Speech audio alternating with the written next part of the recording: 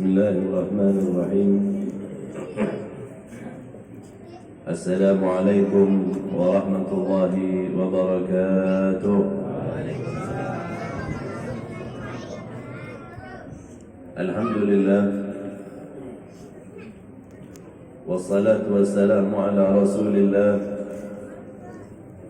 Sayyidina Muhammad ibn Abdillah wa ala alihi wa sahbihi wa man wala, amma ba'd. Ayuhal muhtaramun, para alim ulama, para tuan guru, para masyayikh, segenap hadirin hadirat, ikhwan akhwat yang dimuliakan oleh Allah. Alhamdulillah, thumma alhamdulillah atas apa yang telah Allah berikan kepada kita. Nikmat demi nikmat, petunjuk demi petunjuk yang Allah berikan kepada kita adalah nikmat yang tak habis-habisnya harus kita syukuri. Ketahuilah, Allah adalah zat yang memberikan petunjuk kebaikan kepada manusia, yang sehingganya pantaslah kita untuk senantiasa bersyukur kepada Allah Subhanahu wa ta'ala. Di malam ini kita dipilih oleh Allah untuk duduk di tempat yang mulia, di waktu yang mustajabah, sama-sama untuk mengingatkan diri akan ajaran Allah, ajaran baginda Rasul sallallahu alaihi wasallam. Maka ini adalah nikmat yang luar biasa yang Allah curahkan kepada kita. Salawat dan salam atas junjungan alam baginda Rasul sallallahu alaihi wasallam, Nabi yang membawa petunjuk Allah, Nabi yang memberikan suri tauladan dan contoh bagi umat manusia. Juga salawat dan salam atas para sahabat dan keluarga baginda Rasul, kepada mereka orang-orang yang mengikuti baginda Rasul hingga datangnya hari akhir. Amin, Allahumma amin. Hadirin hadirat yang dimuliakan oleh Allah, suatu ketika Sayyidina Ali bin Abi Thalib bersama dengan beberapa orang temannya melewati sebuah pekuburan di negeri Madinah. Seketika itu kemudian Sayyidina Ali bin Abi Thalib bersama para sahabat mengucapkan salam sebagaimana diajarkan oleh baginda Rasul sallallahu alaihi wasallam. Kita kalau lewat di kuburan dianjurkan untuk menyebutkan salam kepada mereka, orang-orang yang telah kembali kepada Allah. Baginda Rasul ajarkan, Assalamu alaikum ya ahlal diyar minal muslimin wal muslimat. Kata baginda Rasul, bacalah ini. Apa makna salam kita kepada orang yang telah meninggal? Ia adalah doa untuk mereka. Mengapa baginda Rasul ajarkan? Karena sesungguhnya mendoakan orang yang telah tiada adalah anjuran baginda Rasul sallallahu alaihi wasallam. Dari hadis ini kita tahu bahwa sesungguhnya mendoakan orang yang telah tiada itu adalah perintah baginda Rasul sallallahu alaihi wasallam. Jika salam kita, doa kita kepada Allah Subhanahu wa taala untuk menyampaikan kepada orang yang telah meninggal disebutkan dengan kalimat salam, maka keselamatan atas mereka orang yang telah kembali kepada Allah Subhanahu wa taala dari golongan orang-orang muslim dan muslimat. Baginda Rasul ajarkan ini. Lalu bagaimana dengan bacaan-bacaan yang lain? Bisakah dijadikan sebagai sesuatu yang untuk kita hadiahkan kepada mereka?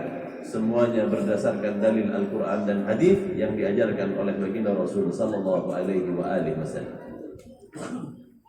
Ketika lewat Sayyidina Ali bin Abi Thalib bersama beberapa orang sahabat, maka berhentilah mereka setelah mengucapkan salam kepada orang yang telah meninggal dunia di kota Madinah. Kemudian berkatalah Sayyidina Ali bin Abi Thalib kepada orang-orang yang telah tiada, kepada mereka yang telah dikubur.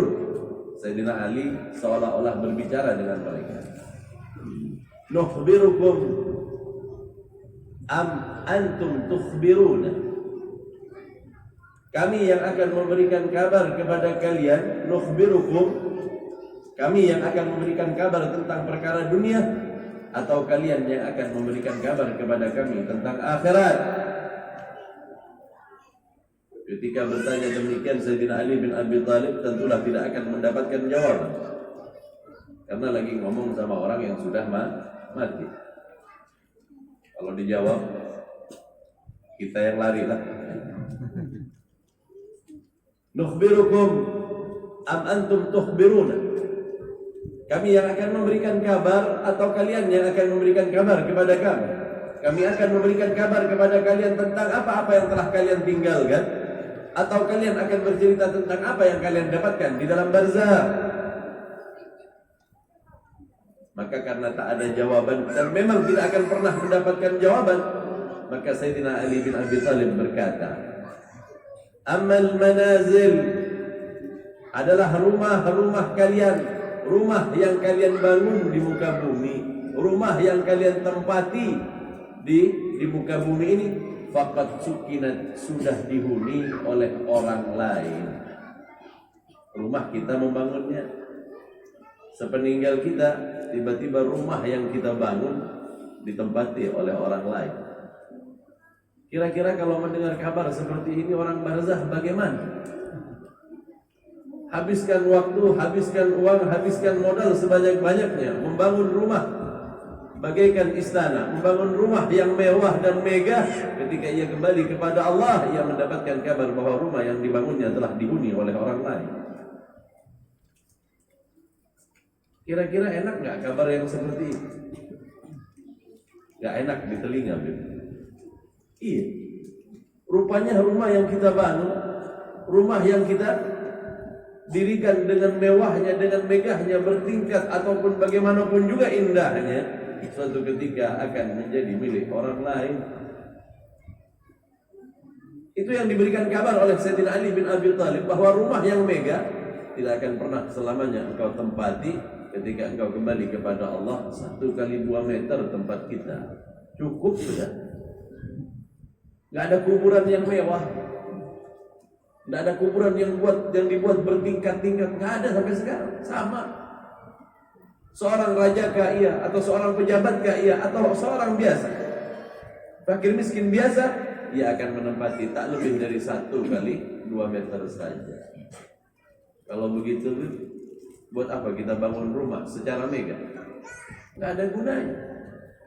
Kalau hanya ingin dipuji orang, maka hanya mendapatkan pujian, dan kelak jika kita kembali, kita tak mendapatkan manfaat apa-apa dari rumah yang kita bangun secara megah.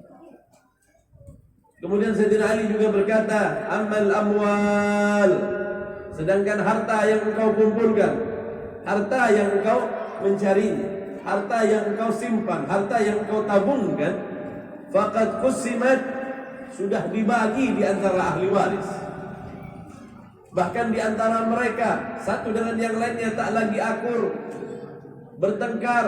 Bahkan satu di antara mereka mengatakan 7 turunan tidak ingin kenal dengan keluarganya yang dulu adalah saudaranya sendiri. Naudzubillah waliyadzubillah. Itu harta yang kita tinggal. Ketika harta kemudian menjadi permusuhan di antara persaudaraan, ketika harta yang kita tinggalkan hanya menjadi pertikaian yang tak ada habisnya di antara keturunan kita, haruskah ini yang kita tinggalkan untuk generasi berikutnya? Naudzubillah waliyadzubillah. Kita mendengar kabar yang tak nyaman ketika kita berada di dalam barzah. Terakhir kata Sayyidina Ali, Amal azwaj,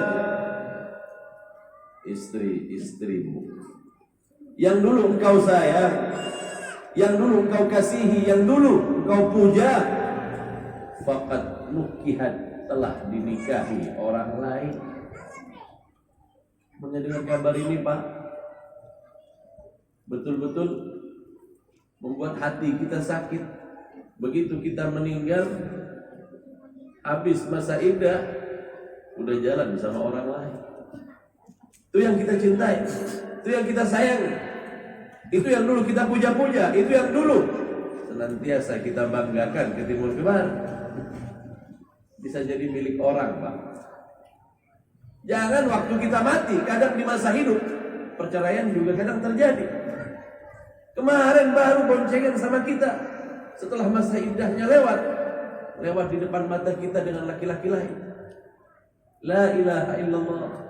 Maka merugilah mereka orang-orang yang mengumpulkan perkara-perkara dunia dan ketika kembali kepada Allah tak satu pun dari amal akhirat yang dibawa. Jika kita sadar betul bahwa sesungguhnya kita bukanlah manusia yang akan tetap tinggal di muka bumi ini, maka persiapkan akhirat kita. Waktu hanya sebentar, waktu hanya sesaat. Umat baginda Rasul ini tak memiliki usia panjang sebagaimana umat yang terdahulu. Itu sebab berkata seorang faqih, seorang yang pandai, ia berkata, tuba liman razaqahullahul fahma. Sungguh beruntung orang yang apabila oleh Allah Subhanahu wa taala diberikan kepadanya pemahaman.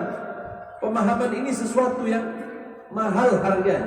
Berapa banyak mereka tak paham ketika diberitahu oleh seseorang. Berapa banyak orang yang tak paham tak kalah mendengarkan tausiah dan nasihat. Dia dengar, dia tahu, tetapi belum tentu ia kemudian memahami. Pemahaman ini adalah sesuatu yang sulit. Pemahaman ini memerlukan sesuatu hingga kemudian pemahaman tadi betul-betul merasuk pada diri kita dan kemudian kita mengamalkannya. Rizki dari Allah jika kita diberikan pemahaman, Pak. Untuk paham kadang-kala kita memerlukan sesuatu. Kita belajar dulu baru kemudian paham. Saya perkenalkan huruf alif umpamanya. Pak, ini alif, bentuknya seperti ini. Kalau diberi harakat di atasnya, A bacaan. Digambar dulu, diberikan harakat dulu, baru ada bunyinya dengan suara dilafalkan. Baru kemudian kita paham, oh itu huruf alif. Dulu di waktu menulis wahyu, Zaid bin Harithah, dia menulis Al-Quran karena baginda Rasul memerintahkan. Ketika dia menulis, baginda Rasul menyaksikan. Kata baginda Rasul, wahai Zaid, jika engkau menulis huruf alif, tulislah dari atas ke bawah, jangan dari bawah ke atas. Salah. Zaid, jika engkau menulis huruf ba itu ada perutnya, berarti bagian bawahnya pada garis yang ada di buku kita, ba itu harus ada lengkungan pada bagian bawah karena ba ada perut. Zaid, jika engkau menulis huruf ta, maka ta itu tak memiliki perut, rata bagian bawahnya. Kita menulisnya sama aja, ba, tak semuanya sama aja gitu. Padahal ada cara menulis. Baginda Rasul yang dibilang orang yang tak pernah baca tulis, kalau saya bilang tak pernah membaca, tak pernah menulis. Bukan tak bisa baca, tak bisa tulis, bukan. Karena baginda Rasul mengajarkan kepada Zaid dalam peristiwa hadis ini. Allah berikan kepada baginda Rasul pemahaman tanpa harus ada yang namanya media agar kemudian baginda Rasul paham. Namun kita perlu adanya media dulu, digambar dulu, baru kemudian Allah berikan pemahaman kepada kita. Kalau enggak paham-paham kita. Ada huruf namanya A, tidak saya tulis. Dan bapak-bapak, ibu-ibu ini enggak paham huruf A itu seperti apa. Ketika berjumpa dengan huruf itu saya tanya, apa ini? Tahu. Karena sebelumnya belum pernah digambarkan. Setelah digambarkan barulah paham. Ini bentuknya, bunyinya A. Nanti kalau kelihatan angka seperti ini, A bunyi. Kita perlu ke bentuk, kita perlu suara untuk kemudian kita mengenal tentang hal itu. Baru kemudian paham. Baginda Rasul tanpa harus ada huruf, tanpa ada bunyi, Allah berikan pemahaman kepadanya. Inilah bedanya kita dengan baginda Rasul sallallahu alaihi wasallam. Namun kita harus belajar dulu, Pak. Kita harus kenal bentuk dulu, kita kenal bunyi dulu, baru kemudian jika Allah berkenan memberikan pemahaman, Allah berikan pemahaman. Tidak dengan baginda Rasul, Allah tuangkan kepada baginda Rasul pemahaman langsung tanpa proses belajar, tanpa proses membaca. Itu maknanya An-Nabiyul Ummi, Nabi yang tidak bisa baca dan tulis. Artinya apa? Belum pernah baca, belum pernah tulis. Tetapi memiliki pemahaman. Ini berarti Nabi yang hebat. Bukan karena bisa baca kan? Bukan, Pak. Gak perlu. Karena apa? Karena Allah berikan pemahaman kepadanya. Berapa banyak keadaan orang diberitahukan oleh seseorang, diajarkan oleh seseorang, ditausiahkan oleh seseorang, diceramahkan oleh seseorang, tetapi ia tak paham-paham atas apa maksud yang dari yang disampaikan oleh penceramah tadi. Kenapa? Padahal kalau kalimatnya dimafhumi, apa yang disampaikan dimafhumi, paham aja, tetapi tidak sampai kepada pemahaman yang sesungguhnya hingga membuahkan yang namanya amal. Tidak sedikit manusia Allah ajarkan melalui sebuah kejadian, tapi tidak paham-paham juga. Banyak kejadian yang Allah berikan kepadanya. Agar apa? Agar ia mengambil iktibar, mengambil sebuah pelajaran, tapi tidak paham juga.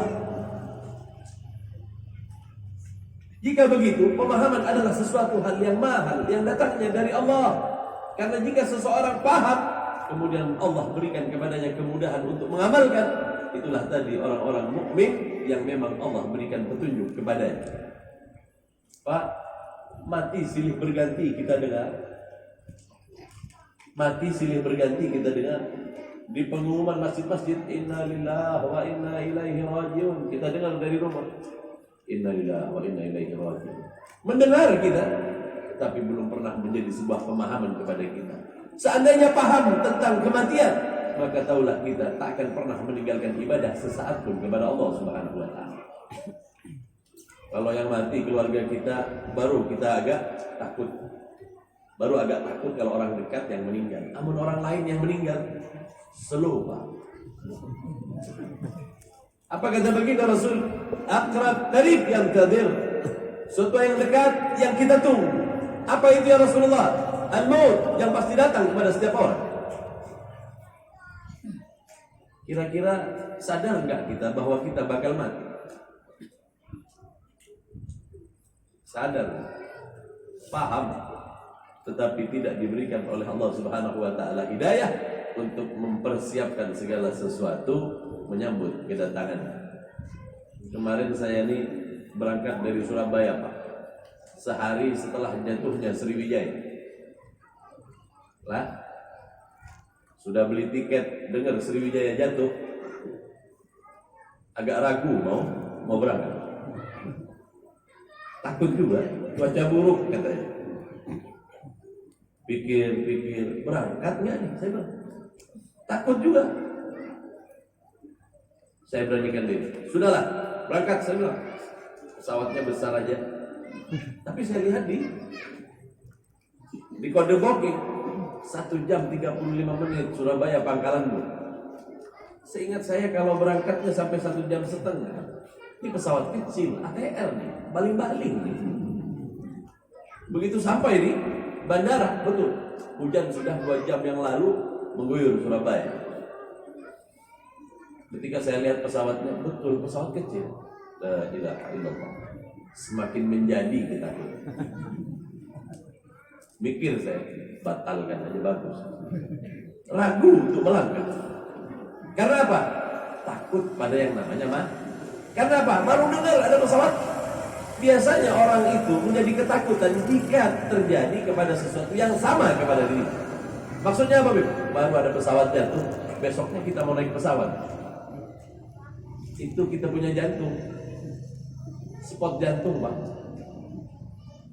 Turun saya dari tangga yang seharusnya naik garbarata, turun lewat bawah karena pesawatnya kecil, nggak mungkin pakai garbarata. Turun ke bawah.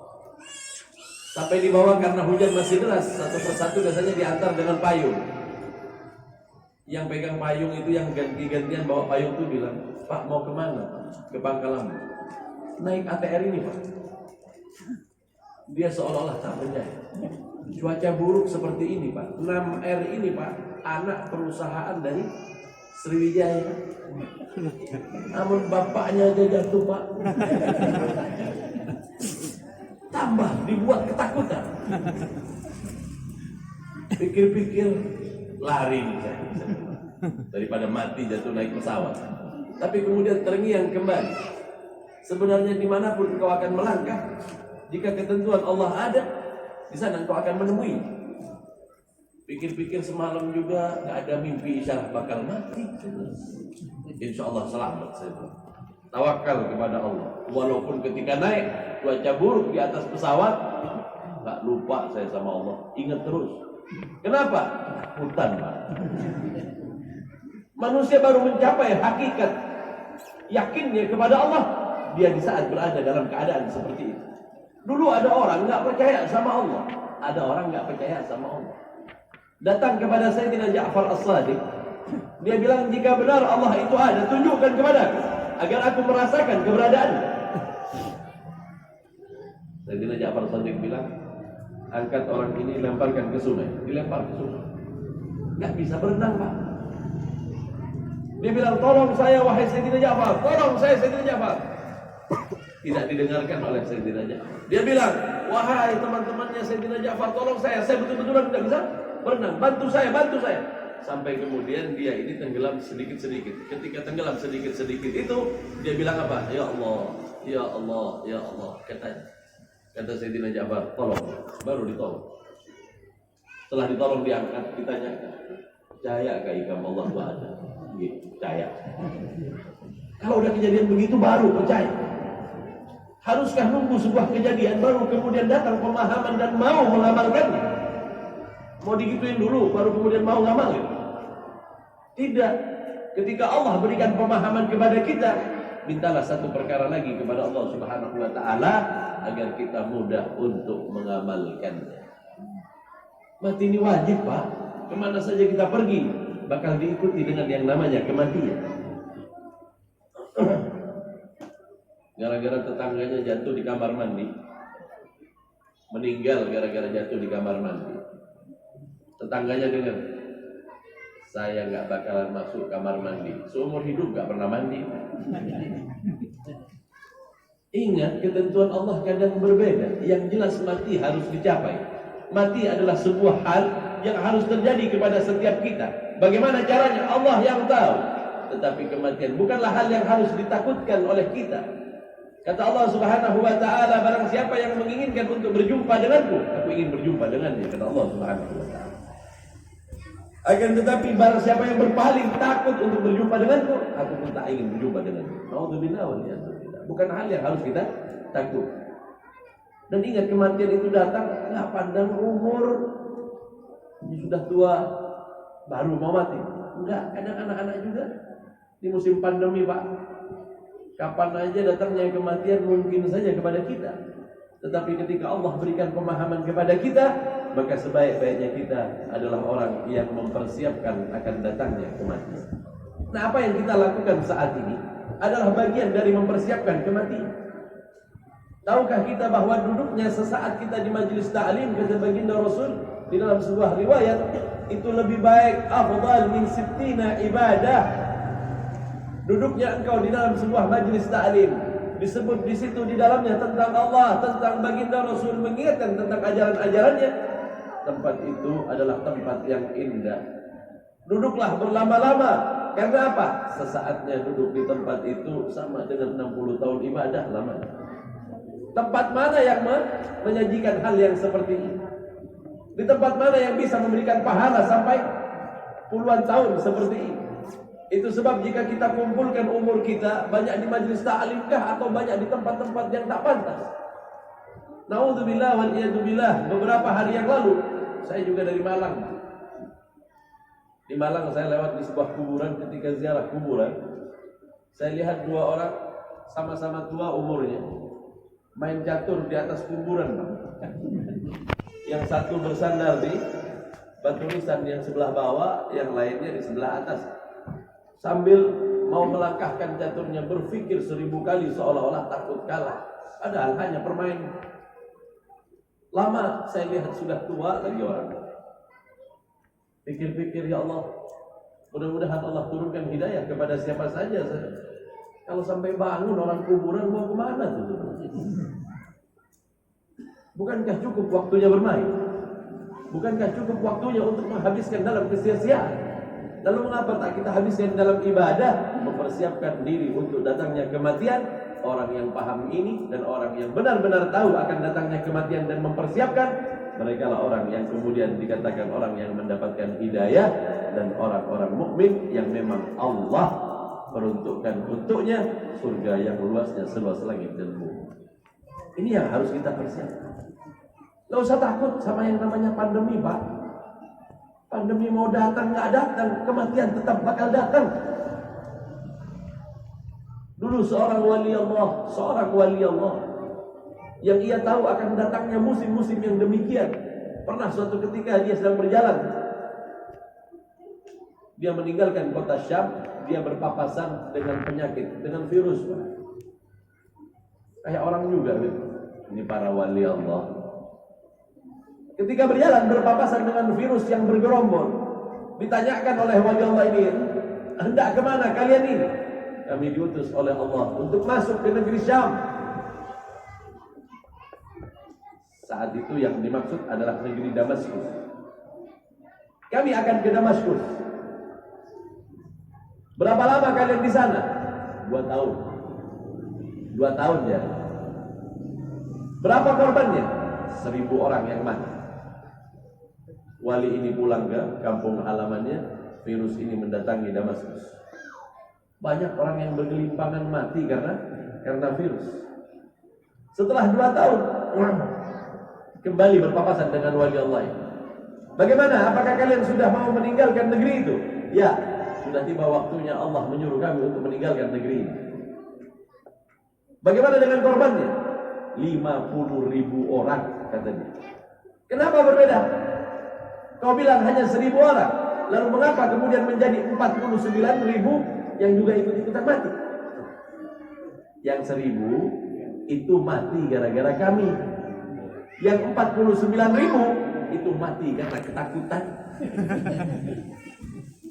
Bukan kami, kata dia. Kami cuma diberitahu oleh Allah 1000-nya. Sedangkan yang lainnya itu mati gara-gara kami datang, ketakutan dia. Yang mati gara-gara takut sama yang ditentukan Allah berbeda. Akhirnya orang mati tabrakan juga dibilang COVID, Pak. Padahal bukan. Kadang-kadang mati karena penyakit lain dibilang COVID juga. Semuanya COVID. Bukan COVID dibilang COVID. Ribuan sudah yang mati. Padahal COVID ini hanya diutus oleh Allah hanya untuk beberapa orang saja yang mati. Akhirnya karena ketakutan semuanya mati gara-gara COVID. Alhamdulillah waliyadzubillah. Sadarlah kita bahwa sesungguhnya kematian tetap kematian yang akan datang kepada kita.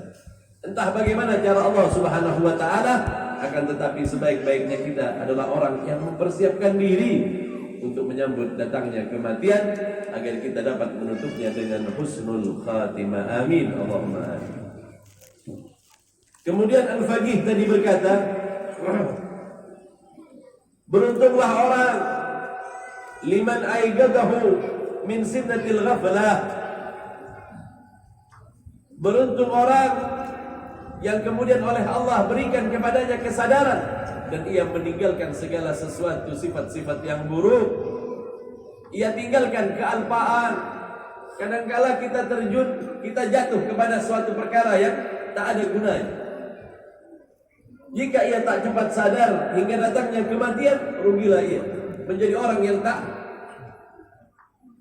berguna, hidupnya dihabiskan kepada sesuatu yang tak ada manfaat. Maka beruntung orang yang kemudian diberikan kesadaran oleh Allah. Lama tenggelam di dalam kemaksiatan, lama tenggelam di dalam sebuah perbuatan buruk, tiba-tiba kemudian dia sadar dan bertaubat. Hijrah kata orang-orang sekarang. Alhamdulillah, jika ia diberikan hal yang demikian, maka orang yang demikian juga adalah orang yang luar biasa yang mendapatkan petunjuk Allah Subhanahu wa taala. Hijrah dari perkara-perkara yang tak ada gunanya. Kurangi waktu-waktu yang tak ada nilainya di hadapan Allah. Apa saja yang sekiranya membuat kita lupa kepada Allah, tinggalkan. Perbanyaklah waktu untuk bersama Allah Subhanahu wa taala, karena sesaat bersama Allah lebih baik dari segalanya. Lebih baik dari segalanya, lebih baik dari segalanya, lebih baik dari dunia dan isinya. Ini yang harus kita kumpulkan. Itu sebab berapa banyak kita tenggelam di dalam kelupaan. Masih asik dalam bermain. Umur 60 masih main layangan. Umur 70 masih asik main dengan hobinya masing-masing. Salah, tak salah. Tetapi kurangilah sedikit demi sedikit sadarlah bahwa sesungguhnya waktu telah berakhir, waktu telah hampir habis. Na'udzubillah wal iyadzubillah, jika kemudian ditutup usianya sesuai dengan apa yang menjadi kebiasaannya. Kata baginda Rasul, yub'atsu mar'u ala ma asha alaih. Orang itu akan mati dengan apa yang paling banyak ia kerjakan. Jika lama waktunya di dalam main catur, bisa jadi dia mati waktu main catur. Beb, saya ingin meninggal dalam sholat, perbanyaklah sholat. Beb, saya ingin meninggal ketika saya membaca Al-Quran, habiskan waktumu di dalam membaca Al-Quran. Ada orang beb mati pas lagi main HP, beb. Waktu paling banyak yang dia habiskan adalah bermain HP. Ada orang mati meninggal dengan tasbih, mungkin sepanjang umurnya paling banyak ia habiskan waktunya di dalam zikrullah. Maka ketahuilah Allah tidak akan menutup nyawa seseorang kecuali apa yang menjadi kebiasaan. Jika baik, kebiasaannya menjadi baiklah. Jika buruk, na'udzubillah wal iyadzubillah, celaka, sungguh celaka. Beruntung orang yang kemudian diberikan oleh Allah Subhanahu wa taala pemahaman. Beruntung orang yang oleh Allah Subhanahu wa taala diingatkan sehingganya ia bangun dari kealpaan. Beruntung orang, kata Al-Faqih, yang apabila ia telah diberikan pemikiran sehingganya ia mempersiapkan untuk kematian. Beruntung orang yang tahu persis kemana arahnya, kemudian ia diilhamkan oleh Allah untuk mempersiapkan apa yang harusnya dia bawa untuk kembali kepada Allah. Ini keberuntungan yang semuanya berasal dari Allah. Beruntung orang yang kemudian diberikan rezeki oleh Allah di dalam pemahaman. Beruntung orang yang kemudian diberikan oleh Allah Subhanahu wa taala kesadaran dari kelupaan. Beruntung orang yang oleh Allah Subhanahu wa taala diberikan akal sehingga ia mempersiapkan apa yang nantinya ia akan hadapi. Kadang ada orang tahu dirinya bakal mati, tetapi dia tidak mempersiapkan apa-apa. Mungkin ia orang yang paham, akan tetapi ia orang tidak diberikan persiapan untuk menyambut datangnya kematian. Ini penting mengingatkan tentang kematian agar kita beristirahat sejenak, rehat sesaat untuk mempersiapkan datangnya kematian. Jika ia datang, kita adalah orang yang siap dan kita menutup usia kita dengan husnul khatimah. Amin. Allahumma amin. Semoga Allah tutup umur kita dalam kebaikan. Hadirin hadirat yang dimuliakan oleh Allah,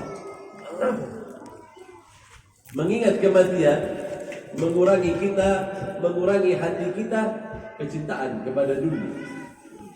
Sehingga apa yang kita miliki, apa yang nantinya kita punya, tidak akan membuat hati kita berubah untuk mempersiapkan segala sesuatunya saat kita kembali kepada Allah. Itulah harapannya. Jangan sampai kemudian dunia membuat kita lupa. Jangan sampai kemudian dunia membuat kita alpa atau semakin tenggelam di dalam kenikmatannya, kenikmatan sesaat yang kemudian membuat kita tersesat selamanya di negeri akhirat. Na'udzubillah wal iyadzubillah. Hadirin hadirat yang dimuliakan oleh Allah, sadarilah dan datangkanlah pemahaman sehingganya pemahaman tadi melahirkan sebuah keinginan untuk beribadah, dan sehingganya kita adalah orang yang berpikir tentang bagaimana nantinya kita kembali dan mempersiapkan apa-apa yang harusnya kita bawa. Amin. Allahumma amin. Semoga Allah senantiasa menghidayahkan kita hal yang seperti ini, sehingganya saat kematian atau ajal tiba kepada kita, kita adalah orang yang siap untuk menghadapinya. Amin. Allahumma amin. Hadirin hadirat ikhwan akhwat yang dimuliakan oleh Allah, sedikit yang saya sampaikan ini kita bisa sambung dengan tanya jawab.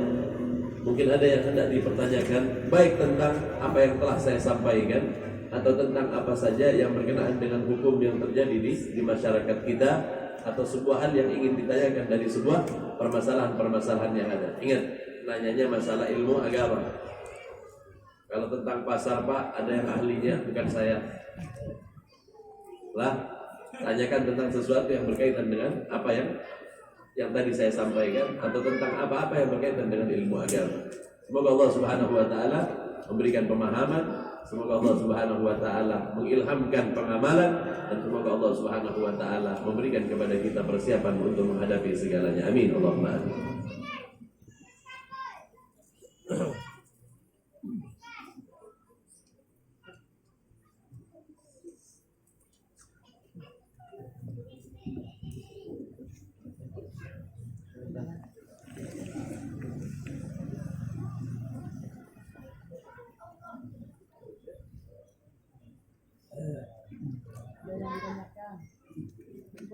kesempatan. Ibu-ibu ada yang ditanyakan Bu? Beri kesempatan.